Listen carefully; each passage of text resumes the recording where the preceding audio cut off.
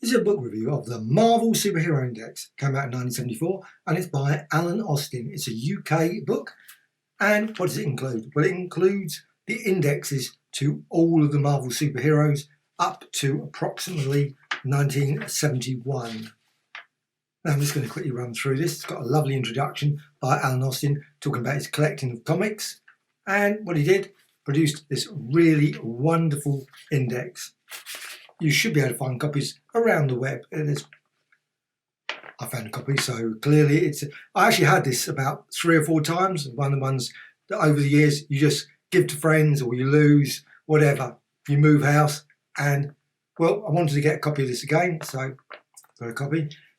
And what this includes, like the Avengers, it's got the date, obviously the number, the obviously title, as well as some important points, such as the origin in issue 1. Then you've also got things like Hulk leaves in issue 2. You've got a second section, and this is for all of them. So you've got like Black Widows, including many other titles. You've got the villains. So you've got like 1 is Loki, 2 Space Phantom. Then he's got section 3, which is the writers, obviously Lee, 1 to 34, then Thomas, 30, etc. And you've got then all the breakdown of the artists as well. And that's for the Avengers. Then you go on to Black Widow, and you've got exactly the same breakdown of sections. Of course, Black Widow was in Amazing Adventures. Now this, like I say, finishes off in 1971. It might be 1972, but certainly 71. You've got Captain America, Tales of Suspense. Of course, what happens gets up to issue 99. Of course, Captain America then continued in. So it's slightly out of order. It's not by magazine. So you've got Tales of Suspense before, obviously, the tease. And then you've got Captain America.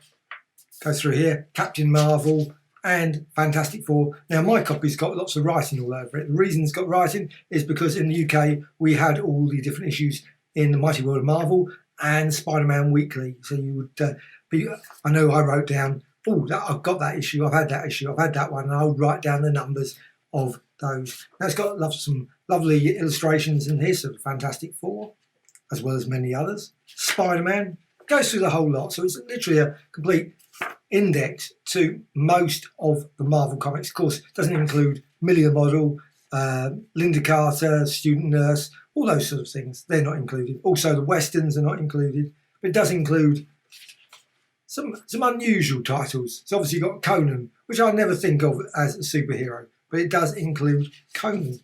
And of course, Doctor Doom as well. So where's the Conan one? Oh yeah, Conan the Barbarian.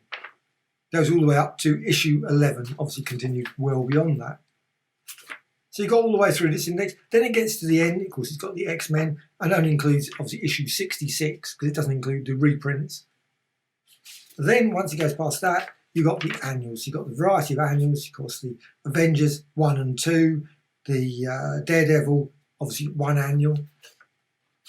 Then you've got additional addendum. You've got Angel in Kazar, a few other characters, Angel in Marvel Tales, Hercules in Kazar, and so on and so on. Also the Mighty Marvel Bullpen, it's got a variety of different artists.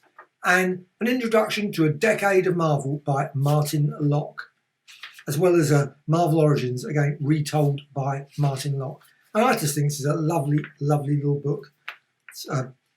Obviously, it's of its time, but for me, this was the index that was super useful to just build up a general. Of course, after this, there was the Marvel indexes that came out from the US, and of course they were a lot more detailed. Obviously, also they had pictures of the covers and much, much more. But this, for me, was the earliest index I ever had, and I love this book, and I still love looking through it even now.